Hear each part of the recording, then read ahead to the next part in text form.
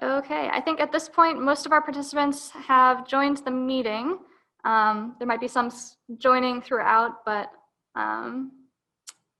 they'll catch up. So please welcome everyone to the Dodge Brothers, their company and their lives, presented by Russel Dore. Please keep your video off again and microphone muted during the presentation. Russell will answer questions after his presentation, so please save your questions for the end and you can type them into the chat. As with the library's in-person programs, again, any behavior or activity deemed disruptive or disrespectful of others is not allowed. If you're watching us from Zoom, you'll see that information in the chat box. The presentation is also being live streamed to the Auburn Hills Public Library's Facebook page, and a recording of the presentation will be posted to our YouTube page at a later time. So I also want to give a shout out, thank you to the Friends of the Auburn Hills Public Library for sponsoring this presentation. I look forward to hearing it. So it's my pleasure to introduce you now to Russel Dore, who is a board member of Motor Cities National Heritage Area, a member of Northville's Historical Society, and a member of the Henry Ford Heritage Association. Dore holds a bachelor's, master's, and doctoral degrees in social sciences from Michigan State University, go Green, and the University of Washington. So without further ado, please turn your attention to Russell. Thank you, and thanks to the Auburn Hills Library for inviting me tonight. The Dodge brothers were red-headed brothers who made a big impact on the early history of the automotive industry. That's John on the right. They built a company that was second only to Ford Motor Company at one time. They were fun-loving and yet industrious. They died relatively young, and who knows how much greater their impact would have been had they lived longer. So let's now take a look at their lives and at the company that they built. Their father, Daniel Rugg Dodge, was a machinist, and their mother, Maria Casto Dodge, was a seamstress. They lived in Niles in southwest Michigan, where the boys spent their youthful years, along with their older sister, Della, and a half-brother, Charles, and another half-sister from their father's earlier marriage. John was 4 years older than Horace. Horace was shy and was teased about his name and called Horse. So he decided to go by H.E. He bought a violin at age 9, and his love of music continued for the rest of his life. In school one day, John threw a paper wad across the room, startled the school cat, which then broke a vase. John's punishment was to sit at a double desk with a girl for the rest of the class. Their mechanical ability showed itself early. When a wealthy classmate got a high-wheel bicycle like this one, costing $200, John and Horace built one from scrap metal. They used a wheel from a baby carriage for the smaller rear wheel, and they proudly rode it for 2 years.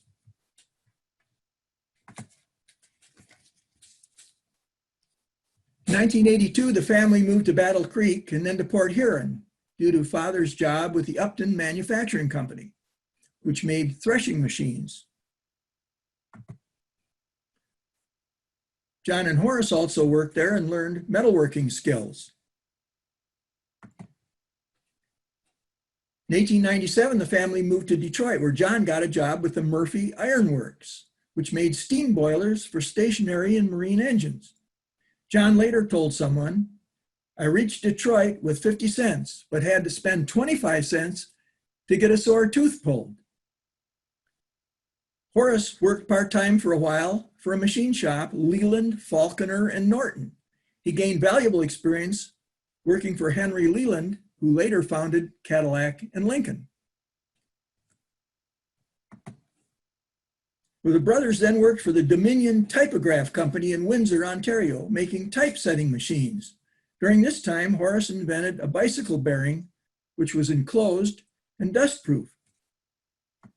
So along with Fred Evans of the Typograph Company, they produced the Evans and Dodge bicycles. Let's take a look at their family life. 1892, John married Ivy Hawkins when he was 28. They had 3 children, Winifred, Isabel, and John. Fortunately, Ivy died in 1901 of tuberculosis. He later quietly married his housekeeper, Isabel Smith, and divorced her after 4 years to marry Matilda Rausch, a stenographer at their company. John was 42, Matilda was 24. They had 3 children, Francis, Daniel, and Anna, shown here with Matilda. What about Horace?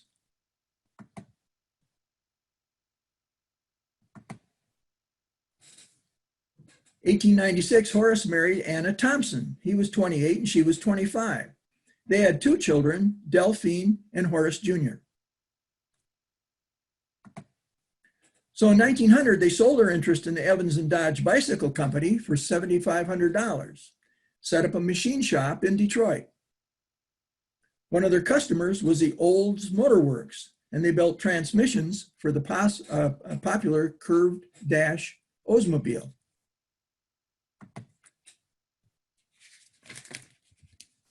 In 1903, the Dodge brothers agreed to furnish running gear assemblies to Ford and dropped their relationship with Olds. Their assemblies included the entire automobile except wheels, tires, and body. Alexander Malcolmson, the first investor in Henry Ford's new company, led the negotiations with the Dodge brothers. John Dodge proposed payment schedule, but James Couzens, Malcolmson's chief clerk, strongly objected. "I won't stand for that." John Dodge roared at him, "Who the hell are you?" Malcolmson answered that Couzens was his advisor. "Calm John down," and struck a deal.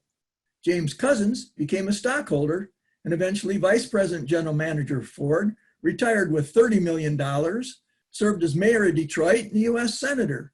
So I guess that's who the hell he was, John. Well, the Dodge brothers were producing assemblies for the first Ford model, the Model A, which was first marketed as the Fordmobile. They also produced parts for the models B, C, F, K, S, and R. The Dodges built their Ford parts in their new plant on Monroe Avenue in Detroit with 130 employees.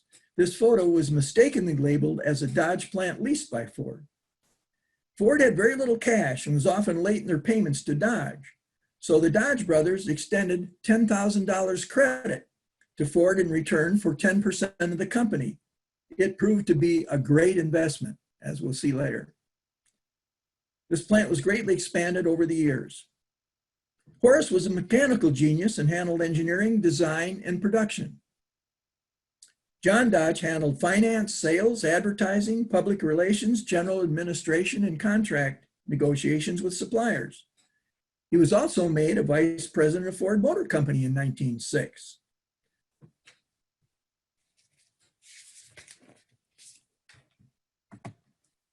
This is a view of the interior of the original Dodge plant. Now, Ford was assembling the final automobiles at their small assembly plant on Mack Avenue, which had only 40 employees.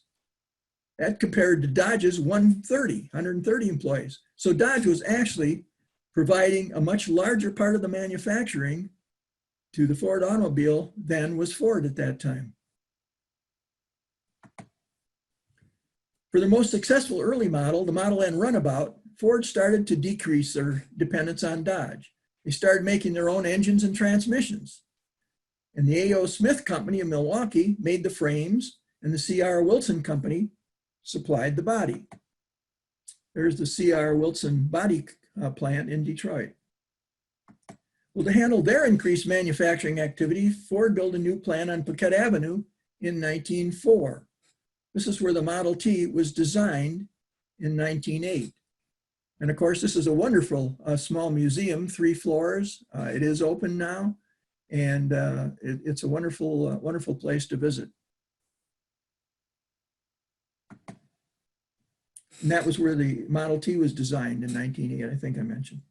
Well, the Dodge brothers also needed more plant capacity. So they built the HAMTRAMCK plant in 1910, designed by the premier Detroit industrial architect, Albert Kahn. He also, of course, designed most of Ford's plants, including the Highland Park plant, which opened in 1910 for Ford. One little incident that's interesting, in 1913, John was speeding and hit a HAMTRAMCK automobile.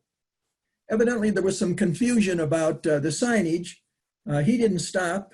And when the motorcycle policeman caught him, he said, "That'll teach him to keep to the right." Okay, it looks like we lost Russell for a second here, so we're gonna give him a moment to come back. He said this might happen, but he's got a backup plan, so we'll give him a moment to get logged in. We were talking about the first car. This car had a steel body built by the Budd Company of Philadelphia. It had 35 horsepower engine, electric start, and even a speedometer. The touring model sold for $785, while the Ford Model T touring model sold for $490, which was significantly less, but the Dodge had more features, as we mentioned. When they opened dealerships, they would get 3,000 to 7,000 people the first day of their dealership. So there was quite a bit of interest in their products. This is their logo. The triangle represents the fourth letter in the Greek alphabet, delta, standing for Dodge. The triangle pointing up represents the soul, and the triangle pointing down represents the body. The intertwined D and B represent the union of the two brothers into one. The background is the world. The brothers were not Jewish, and there's no connection intended in their logo with the Star of David. So the Hamtramck plant was expanded to accommodate the manufacture of the Dodge automobile. Here's the chassis line. This is the upholstery area and the final assembly area. In 1916, an Army lieutenant named George Patton used 3 Dodge Brothers automobiles to chase down and kill bandit leaders during the U.S. expedition to Mexico against Pancho Villa. Patton was under the command of General John Blackjack Pershing. This was the first military use of automobiles by the U.S. military. Patton stated, "We couldn't have done it with horses. The motor car is the modern war horse." Patton tied the bodies of 3 of the dead leaders to the hoods of the cars to return to camp. He later got the nickname of Old Blood and Guts. Here's a picture of Pancho Villa, General Pershing, and Lieutenant Patton before the battle. Patton is the tall fella on the right. Following this, Brigadier General Blackjack Pershing requested 250 Dodge cars and ordered his officers to use them exclusively. When he took command of the American Expeditionary Force in France in 1917, he took the remaining Dodge cars with him, along with his personal Dodge, which he named Daisy. Dodge supplied motor vehicles for the First World War and chassis for trucks and ambulances. This helped Dodge automobiles and trucks get a reputation for toughness, which they still cling to today.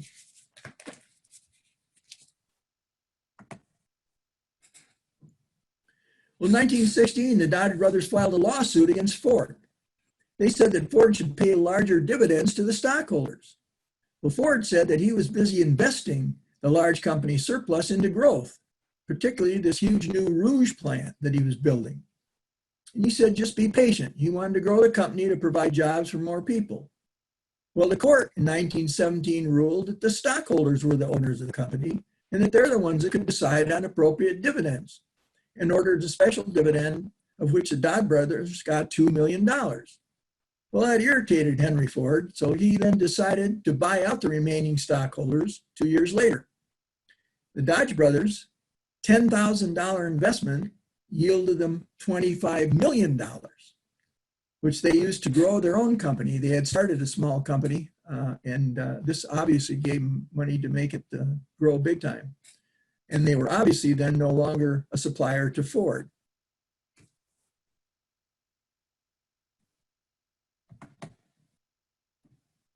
Well, Dodge increased its focus on trucks and developed trucks for a variety of uses. The panel van was a major product with many uses. This fleet of bakery trucks is an example of the popularity of Dodge trucks. The SCREENSIDE truck was their other standard truck product. in addition to the panel van, used in a lot of farm situations where they could carry all kinds of farm products. They also furnished chassis for other applications, such as ambulances.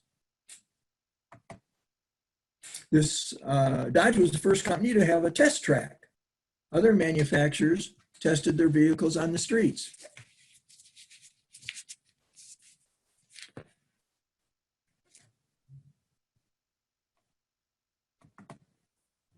In 1917, they built recoil mechanisms for 155 millimeter artillery pieces for France during World War I. Interesting story, John Dodge met with the Secretary of War, Newton Baker, and a delegation of French manufacturers who offered to send their skilled machinists to Detroit to teach Dodge how to build them. Well, that didn't sit well with John. John Dodge replied in earthy language that they only needed blueprints. Secretary Baker said, "Look here, Mr. Dodge, I'm not used to being spoken to in that kind of language." John replied, "The war would be a hell of a lot better off if you were." They still got the contract somehow. So they built a new plant on Lynch Road for this military manufacturing and later converted it to automobile manufacturing. The Dodge Brothers Company continued to grow. In 1920, they were second only to Ford. Ford had 45,000 employees and Dodge had 17,000. Well, the Dodge brothers had become wealthy. They had been interested in boating and had owned several boats, including the Delphine, named after Horace's daughter. In 1920, they commissioned a new yacht, the Delphine II. It wasn't completed until 1922. The ship had a luxurious interior. It is actually still being used in the Mediterranean. So if you want to take your family on a very special vacation, just track down the Delphine in the Mediterranean, and I'm sure you can lease it for a few days or a few weeks or whatever your budget can handle. They each had beautiful mansions. John's was on East Boston Boulevard in Detroit and still exists.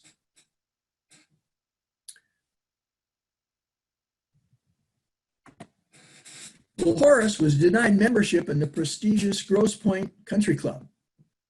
So he then bought property next to the club and built a mansion which he vowed would make the club look like a shanty. It was called Rose Terrace. It was designed by Albert Kahn. Well, it's been torn down since and several homes are built there. But the street that leads to those homes is called Rose Terrace. The Dodge brothers were both very civic-minded. John was on the Water Commission, Street Railway Commission, and was active in the Republican Party. Horace's musical interests led him to be a key founder of the Detroit Symphony Orchestra.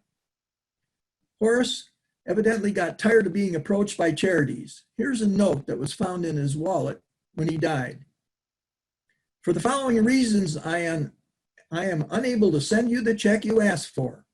I have been held up, held down, sandbagged, walked on, sat on, flattened out, and squeezed. First by the United States government for the federal war tax, the excise profit tax, the Liberty Loan Bond, the thrift stance, the capital stock tax, merchant's license, and auto tax, and by every society and organization that the inventive mind of man can invent to extract what I may or may not possess. From the Society of John the Baptist, the GAR, the Women's Relief, the Navy League, the Red Cross, the Black Cross, the Purple Cross, the Double Cross, the Children's Home, the Dorcas Society, the YMCA, the Boy Scouts, the Jewish Relief, the Belgian Relief, and every hospital in town. The government is so governed by business that I don't know who owns it. I am inspected, suspected, and examined and re-examined, informed, required, and commanded, so I don't know who I am, where I am, or why I am here. All I know is that I am supposed to be an inexhaustible supply of money for every known need, desire, or hope of the human race. And because I will not sell all I have and go out and beg, borrow, and steal money to give away, I have been cussed, discussed, boycotted, talked to, talked about, lied to, lied about, pulled up, hung up, robbed, and nearly ruined. And the only reason I am clinging to life is to see what in the HELL is coming next." I would guess that he had had a few drinks before he wrote that. Actually, both the Dodge brothers were heavy drinkers. John had a reputation for sometimes becoming combative when drunk. There are numerous anecdotes illustrating his volatility. Once, for example, he was reported to have threatened a Detroit saloon owner with a pistol, forced him to dance on top of his bar, and then applauded his dancing skills by smashing dozens of glasses against the walls of the saloon. A sober John Dodge returned the next day to apologize and pay for the damages. Once at a formal banquet in one of Detroit's most elegant ballrooms, John walked across the tops of tables, smashing all the light bulbs in the chandeliers. Maybe he had asked him to turn down the lights. Well, John made the newspapers on one occasion when he and his friend Robert Oakman had insulted and beaten handicapped attorney Thomas Mann in a brawl at Schneider's Bar in Detroit. After the Mann incident, the escapades of the Dodges, which had been looked upon by some with admiring tolerance, were suddenly viewed differently. The suit Mann filed against Dodge and Oakman was eventually dropped, but the damage to John's reputation could not be undone. Well, in January 1920, the Dodge brothers attended the National Automobile Show in New York City. Both contracted influenza.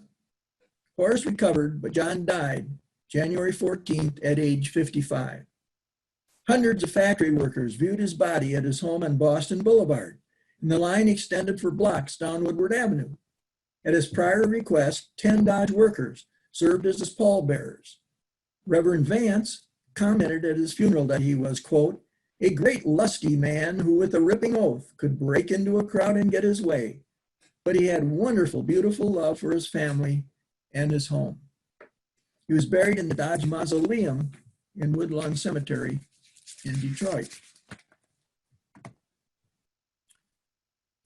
Well, then, of course, Horace Dodge took over the company, became president, but he spent much of the rest of 1920 at Villa Marina, his house in Palm Beach, Florida, in declining health.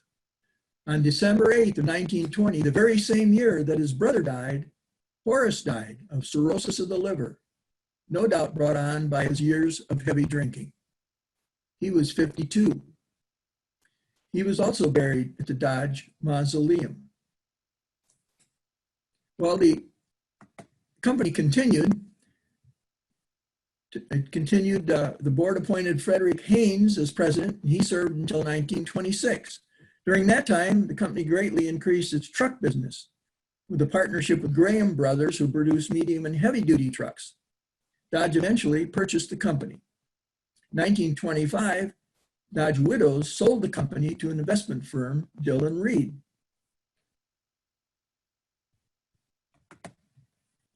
That year, Matilda, John's widow, married lumber baron Alfred Wilson.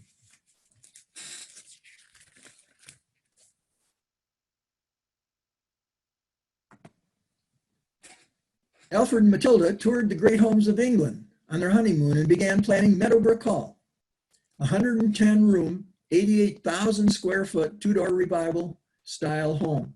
They commissioned Detroit architectural firm of Smith, Hinchman, and Grills to design and build the hall at Meadowbrook Farm, the family's country retreat that Dodge had purchased. Groundbreaking ceremonies for the hall were held on Matilda's 43rd birthday on October 19, 1926. By all accounts, Matilda was the motivating force behind the design, construction, and decoration of Meadowbrook Hall. She personally was involved in every detail, from the design of switchblade covers and the selection of woods to the purchase of fine wood and decorative arts and finishings. Many of the architectural details of the hall are based on specific examples of historic rooms that they viewed on their trips to England. Although much of the home is inspired by English manor houses, Matilda was proud of the fact that the hall was made up to a large extent of American materials and crafted by American workers. Unlike many wealthy American families of the day, the Wilsons did not import entire rooms of paneling and furniture overseas. So Meadowbrook Hall was completed in 1929 at a cost of nearly $4 million. The housewarming party, attended by 850 people, was held November 19, 1929, just 3 weeks after the market crash. In 1940, Matilda Dodge Wilson, a Republican, was appointed 43rd Lieutenant Governor of Michigan. She was the first woman to serve as Lieutenant Governor of any U.S. state. Throughout the 38 years the Wilsons lived at Meadowbrook Hall, they hosted many family and social gatherings and took great pride in sharing this architectural masterpiece, its grounds, art, and furnishings with guests. A couple of parties to remember, including daughter Frances Dodge's wedding in 1938, and especially her 25th birthday party in 1939, where the entertainment included the Tommy Dorsey Band and young singer Frank Sinatra. In 1957, the Wilsons donated their residence, its collections, the estate's 1,500 acres, and $2 million to found what would become Oakland University. So without the Wilsons, there would be no Oakland University. Meadowbrook Hall was opened to the public in 1971, 4 years after Matilda's death in 1967 at age 83. Well, the Dodge brothers were involved in boating for many years. They built and raced small boats and then they built the yachts that we discussed earlier. Horace Dodge Jr. started the commercial boat company in 1924. They called the first boat model the Dodge Water Car to capitalize on their automotive reputation. They developed 4 models from 22 feet to 27 feet. In 1931, they moved to Newport News, Virginia, and opened the largest recreational boat plant in the country. Horace Dodge got involved in powerboat racing, and he won the 1932 and 1936 Gold Cup races. The boat plant closed in 1936. It was reopened in 1941 to work on defense contracts. After World War II, it was sold to an owner who leased it to Garwood Industries to build truck bodies as well as boats. Many of you are aware that Garwood was a Detroit area businessman and boat racer who won 5 Gold Cup races. Well, Walter Chrysler started his company in 1925, and he needed more plant capacity. He planned to add the Plymouth and DeSoto models, didn't have enough plant capacity. He also felt that over 3,000 Dodge dealerships would be valuable in selling these new models. So he purchased Dodge from Dillon Reed in 1928. Well, Chrysler continued to use Dodge Brothers' name on many models. In 1939, they dropped the Brothers reference. Dodge continues to be a major brand of the Chrysler Company today. When Chrysler-Dodge merger was announced, the term the Big Three was coined by the press to refer to General Motors, Ford, and Chrysler, which would then account for more than 75% of the passenger cars in the United States. Whoop. Sorry about that.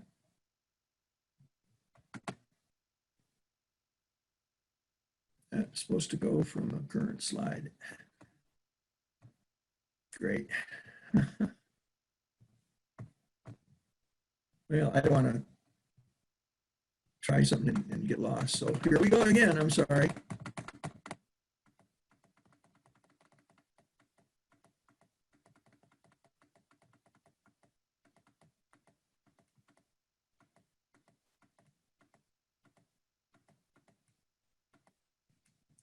Okay.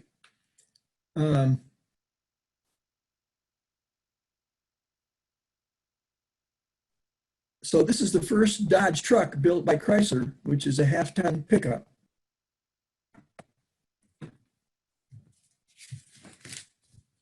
Dodge secured contracts for military trucks during the 1930s. These are 1.5-ton trucks built around 1935.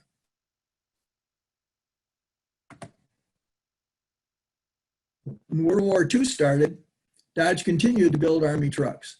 The first series was the VC series, developed in 1940. They had 5 different models for different purposes.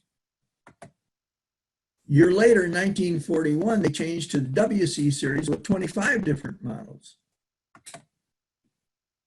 Dodge continues to manufacture military trucks during World War II. This WC-63 6x6 six-wheel vehicle. Here's a Dodge truck that most of you have seen. One of the more interesting variations is the Wienermobile. In 1936, the Oscar Mayer Company began to promote their hot dogs on the streets of Chicago with the very first Wienermobile. This 1952 model was built by the Gerstenschlager Company of Wooster, Ohio on a Dodge chassis and is on display at the Henry Ford Museum. It served as a prototype for their more recent 1988 fleet. Later, Wienermobiles were built on other company chassis. Well, let's take a look at what happened to Chrysler and Dodge recently. Many of you remember these steps. Lee Iacocca was brought in as CEO of Chrysler in 1978. The US government gave him a loan guarantee in 1979. It was paid off in 3 years, 7 years early without any loss to the stockholders, or I mean to the taxpayers of the country. American Motors then was purchased by Chrysler in 1987. Daimler Benz was purchased Chrysler in 1998. Then it was purchased by Cerebus Capital in 2007, went bankrupt in 2009, was part of the government bailout in 2009, where the government bailed out General Motors and Chrysler. And Fiat bought controlling shares of Chrysler in 2011, bought the remainder in 2014, and renamed it FCA or FC Automobiles. Ram recently was set up as a separate division of FC Automobiles for trucks. So these Dodge automobile brands continue to be manufactured. The Journey, the Challenger, the Charger, the Durango, and the Grand Caravan. Let's take a look at what happened to Dodge's children. Ann Dodge died in 1924 from measles at age 4. Winifred Dodge Seaburn, she married Detroit developer and banker Weston Seaburn. She died in 1980 at age 66. Isabel Sloane, Dodge Sloane, looks like an interesting person. Isabel received her $10 million trust fund in 1921 at age 25. She then married New York stockbroker George Sloan in 1921, divorced him in 1929. She bred racehorses, owning some 80 horses. Her various horses won the Kentucky Derby, the Preakness, and Belmont. She died in 1962 at age 66 and is buried in the Dodge Mausoleum.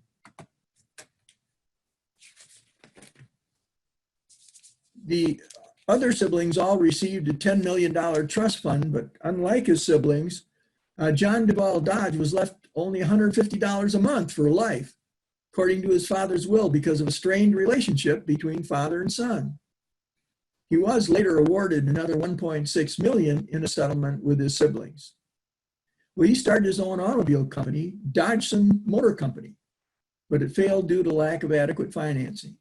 He married Marie O'Connor in 1918. She divorced him in 1933 for desertion. He had an award-winning 1929 Duesenberg LeBaron, which he sold in 1933, probably to fund his $425,000 divorce settlement. Unfortunately, he died in 1942 at age 43 from a fall at a police station following his arrest for drunkenness. Frances married James Johnson in 1938. The next year, she received control of her $10 million trust fund. So they bought Castleton Farms in Lexington, Kentucky, and raised race and show horses. Well, she divorced Johnson in 1948 and then married Frederick Van Lennep a year later. She died in 1971 at age 56. A year after her death, she was named to the World Championship Horse Show Hall of Fame. Another tragedy, Daniel on the left married Annie Laurie McDonald. In 1938, at age 21, he died in a boat accident on his honeymoon in Georgian Bay. Seems like he and his friend discovered some dynamite. They tried to figure out if it was still worked, and it did. And he was seriously injured. He was being rushed by to a hospital by speedboat after the accident. and fell out of the speedboat and was drowned. There was all kinds of speculation about whether he fell out accidentally or was pushed by his fiance, but that was all just speculation.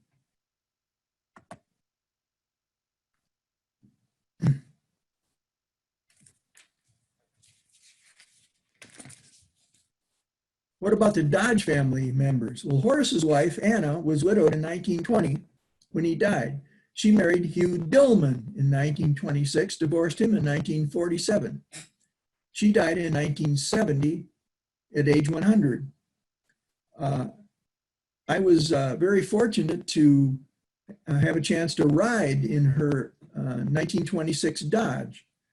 There was an event by the Motor Cities National Heritage Area that I'm pleased to be on the board of directors.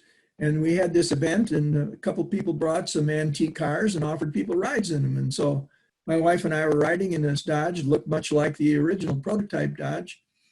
And the fellow told us that he was the third owner. He bought it from someone who bought it right from the Dodge estate. So that was kind of a thrilling contact with the past. And she financed the Horace E. Dodge and Sons Memorial Fountain built in Hart Plaza in 1978. I don't know how many of you knew that was the official name for the fountain in Hart Plaza. Delphine, these are Horace's children now. Delphine had 3 husbands and 2 daughters. She drove in and won the President's Cup hydroplane race on the Detroit River in 1927. She died in 1943 at age 44. Whoops.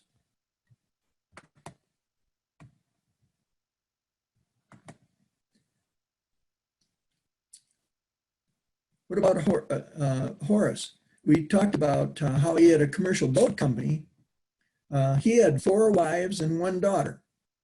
He died in 1963 at age 63 of cirrhosis of the liver. I did meet somebody that knew the next generation of the Dodges and said that there was a lot less drinking in the family by that next generation. So the name Dodge continues today to be a major brand in the automotive industry, along with the Ram brand, which originated as a Dodge brand. This is all due to these 2 industrious entrepreneurial brothers who were only in the automobile business for 20 years. This includes 3 years building parts for Oldsmobile, 15 years building parts for Ford, and only 6 short years building their own Dodge brand automobiles. Don't try to add those up because there was some overlap there. But their company, for a brief time, as we mentioned, was second only to the Ford Motor Company in sales. Their lives were colorful as well as historic. They inspired current Dodge commercials, again, which depict their playful nature. So who knows what additional heights their company would have reached if it were not for their untimely deaths at ages 55 and 52. Whoops.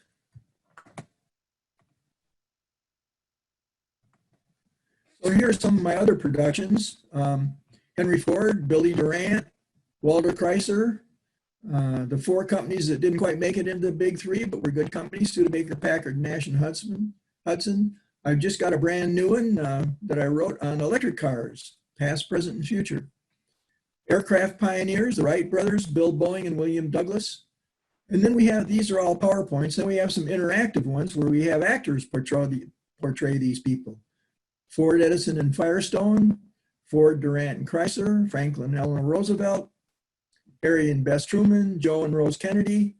The reason we don't do JFK is I play the male in all of these, and unfortunately JFK didn't get old enough for me to play him gray-haired, so we talk about his father Joe and Rose, and they talk a lot about their kids, JFK and Bobby and Teddy.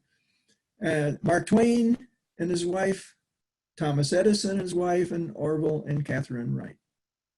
So those are our those are our other productions.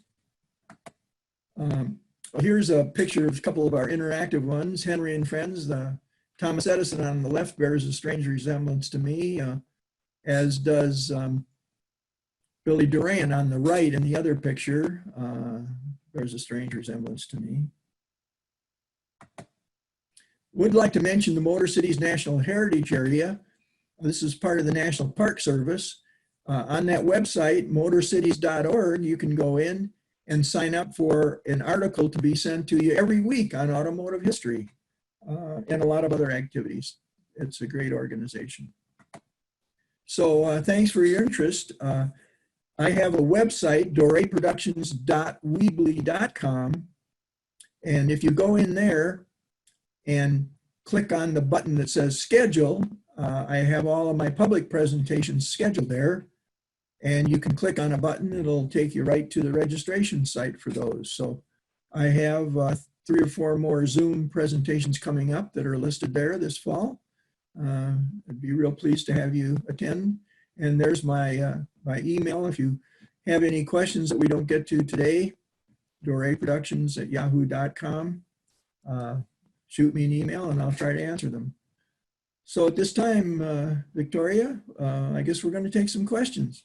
Yeah, let's look back through the chats here. We had a few questions while you were gone. One, Arnold asked where your wonderful images are from in your PowerPoint presentation. Well, you know, thank goodness for the internet. You couldn't have done this kind of thing years ago. These are almost all taken off of the internet. Just lots of time going over the internet and finding these. Yeah. If you guys have questions, feel free to type them into the chat now. I've got a couple others here. Kevin had asked if the Dodge brothers had any descendants who are still alive today. I think Barry answered this and said there are a few alive, none in Detroit area. And I think you spoke a little bit to their descendants as well. But yeah, the fellow that talked to me knows at least one of the younger families, and I don't know if they're in this area or not, but he lives in this area. But and Linda asked where the test track was. That was right downtown, near the plant, right in Detroit. All right. I have a couple of comments myself. First of all, I had no idea that the Wienermobile was a Dodge. I don't know if that's just because I don't know automotive history. Maybe everybody else knows this, but that one struck out to me. And I also did a little bit of research on the Delphine too, because I was curious how much it would cost to rent that. Oh. It is $441,500 per week in the low season. $662,500 a week in the high season. So not something I'll be doing this summer, but not even $1 million. I mean, it's a bargain. Okay, I'm checking our Facebook to see if we have any questions there. If nobody else has questions, you can wrap up for the evening. Again, you can send your questions on to, oh, we have one question now. Some years ago, I recall seeing a lady named Dodge with her roughly 1974 Imperial limo. Any idea who she might have been? Well, again, some of them just passed away. 1970. I mean, I don't know what's recently, but it's within my lifetime. And that was Anna Dodge, and in 1963, well, that was Horace, but so I don't know. It could have been Anna Dodge, might have been, or it might have been one of the next, one of the children. Yeah, Barry wrote in to say that Meadowbrook Hall has a collection of 6 Dodge Brothers cars and a seasonal display on the brothers during the summer. I was just there visiting a couple weeks ago, so I got to check those out. They're pretty neat if you haven't been yet. Yeah, it is a great place. And Christmas, I guess they really do it up. Isn't that, don't they have a Christmas decoration? I think there used to be like a Christmas, there was some sort of time when they would take some of the cars for a ride Yeah. for certain events, but I don't know if they do that anymore. Arnold asks, are there any Dodge papers at a particular archive? You know, I don't know that. I really, again, I did almost most of my research from the internet and then a couple of books. There's one called The Dodge Family that's been written. It's one of the books that I have on my bookshelf back here. And but yeah, I did not, you know, dig into any Dodge archive. Chrysler used to have a nice museum, but they closed it down, and I guess those cars are still around, I've heard, and are in a private collection somewhere that I think you can get into with a group. I don't know much more about it than that, but it was out in Auburn Hills, I believe, the museum. In fact, I was at it once before it was closed down. Barry must work for Meadowbrook Hall here. Barry wrote that the AACA library in Hershey, Pennsylvania has an extensive collection of materials from the Dodge Brothers Club. So that might You be want to repeat that? What is it? The what? The AACA library in Hershey, Oh, Pennsylvania. American Antique Automobile Club? That must be it. Yeah. In Hershey. Okay, very good. Thank you. I always learn something, you know. That's what's fun about these things. Oh, Barry says that he gave you the ride in the 1926 DB Touring. Oh my gosh. Small world.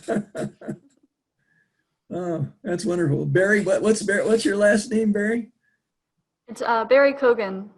Okay. Yeah, boy, that was really nice. I really enjoyed that. And Barry and Bev Williams write that North Oakland Mopar Muscle Club car sponsors one of those 6 cars at Meadowbrook, the 49 pickup truck. Okay. So have some, it seems like quite a few automotive fans in here. Good, good. No wonder. Well, hopefully you'll check my website, and I'm doing a couple on Billy Durant, the founder of GM. It's coming up in